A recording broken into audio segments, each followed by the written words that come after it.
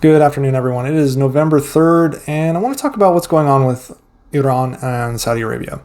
Now, a Wall Street Journal report came out that talked about the Saudis sharing intelligence with the US that there is an imminent Iranian attack into Saudi Arabia.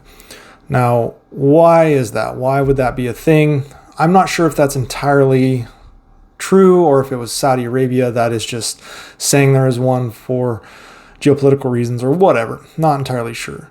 Just know that the report said an attack was imminent, and it's hasn't happened yet, obviously. So why would there be an attack? Well, at the very core, these are two countries that do not get along.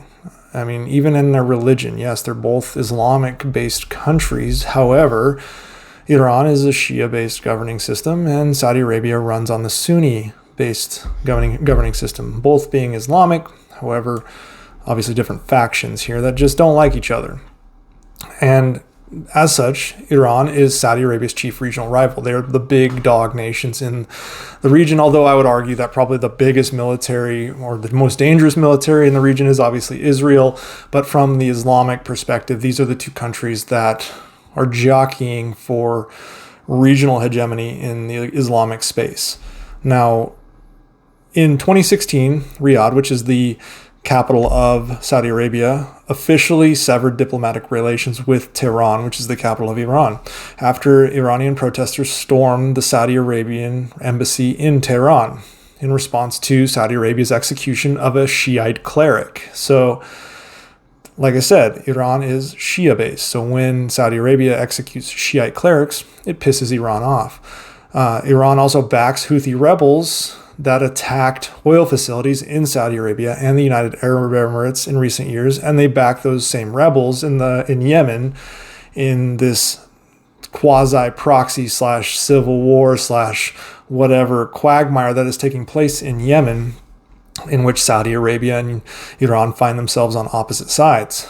And so Iran responded to these warnings that Saudi said Iran is going to attack, by saying the Islamic Republic of Iran considers the establishment and improvement of stability and security in the region to be possible through constructive engagement with neighbors and will pursue it seriously.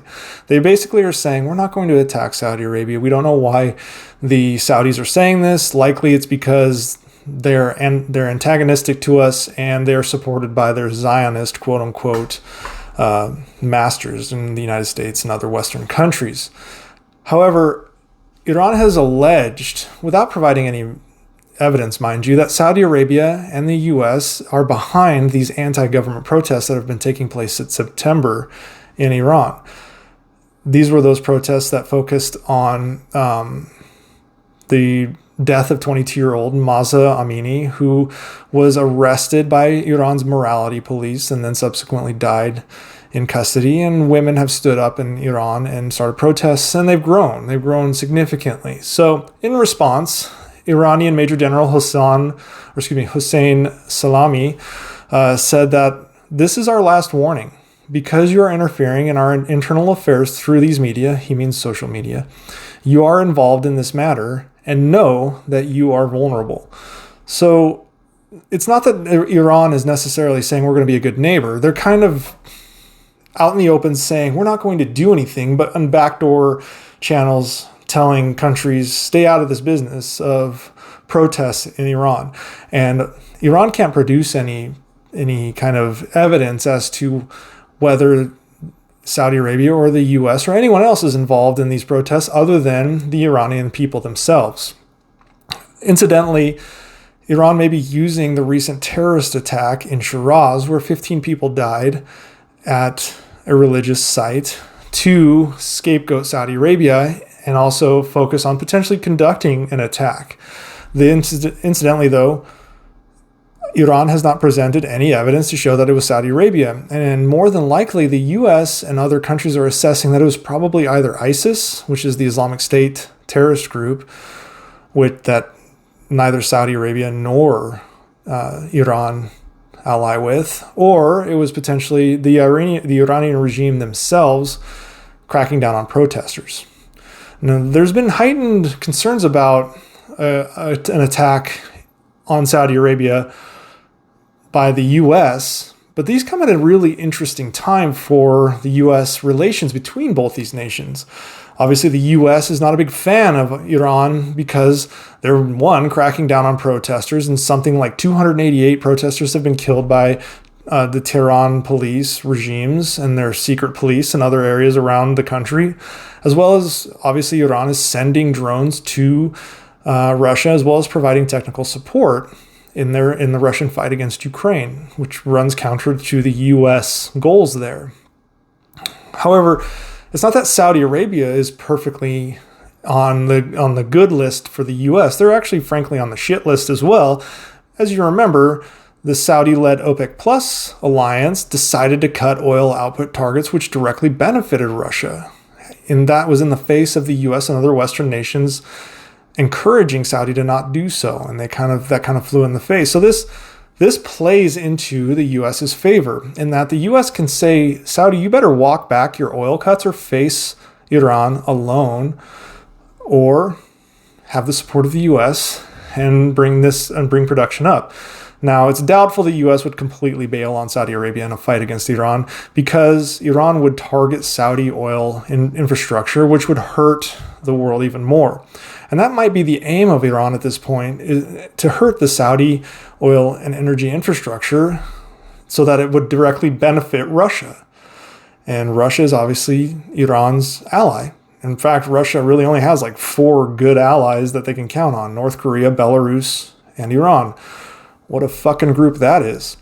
And Iran has attacked Saudi oil production before. They did so in 2019, which caused prices to rise because half of Saudi's oil production went offline briefly. Now, in recent weeks, the Biden administration has imposed sanctions on Iranian officials for the demonstrator crackdowns and their support of Russia. But we've also had some strong words for Saudi. So we'll see where this goes with regard to the U.S. But why do people think an attack is imminent in the first place? Is it just saber rattling, perhaps? Well, one of the biggest concern is Iran raised the red flag of Imam Hussein, which represents a revenge for an unjust death. And this has to focus on that terrorist attack in Shiraz. And it was raised in the city of Shiraz. And they're saying that they're going to execute a revenge against who did this. Well, right now they're saying Saudi Arabia was behind this terrorist attack. And the regime will only take the flag down once it has taken revenge. Now, they've done this before, and how you can tell this is serious is they raised this red flag against the U.S. after the U.S. killed General Qassem Soleimani, who was in the Islamic Revolutionary Guard. And then the Iranians subsequently fired ballistic missiles at U.S. forces in Iraq in 2020. This was in January of 2020. After they did that, they took it down. Now, this is why I don't think it necessarily means a war will break out, but there probably will be some sort of attack. We don't know what that attack looks like. Could be proxy terrorist organizations, could be missiles fired. Not sure. The issue is Iran is not exactly in a position where they have a lot of friendly people around them. I mean, obviously, Israel is not a big friend to Iran. It's probably their biggest, most dangerous rival, actually. And then the other country on their border is Azerbaijan. They've been trading show of force exercises as well, Iran and Azerbaijan. So not exactly a good place for them to be in. So what is the U.S. doing? Well, there's been no increase in U.S. military presence. The U.S. has about 40 to 60,000 troops deployed to 21 countries across CENTCOM, which encompasses Iran. The U.S. is moving to expel Iran from the UN Commission on the Status of Women, which Iran's presence on that commission is patently absurd, regardless of what happened to Mahsa Amini. The fact that Iran's on a commission for women is ridiculous. But it's worth noting that the U.S. isn't moving anything on this intelligence in any meaningful way. No embassy or consulates in the regions have issued alerts to Americans in Saudi Arabia or even in any Middle Eastern countries. Officials are generally being tight-lipped, saying they're concerned about the threat picture, but they're not really moving or deploying anyone. So the U.S. is keeping an eye on things, but doesn't feel a need to deploy forces or increase its security posture at its bases or embassy, or even make any movements of soldiers. So I'm not entirely sure this is something that's going to be of grave concern for the U.S., and what's just something that we're going to have to keep an eye on.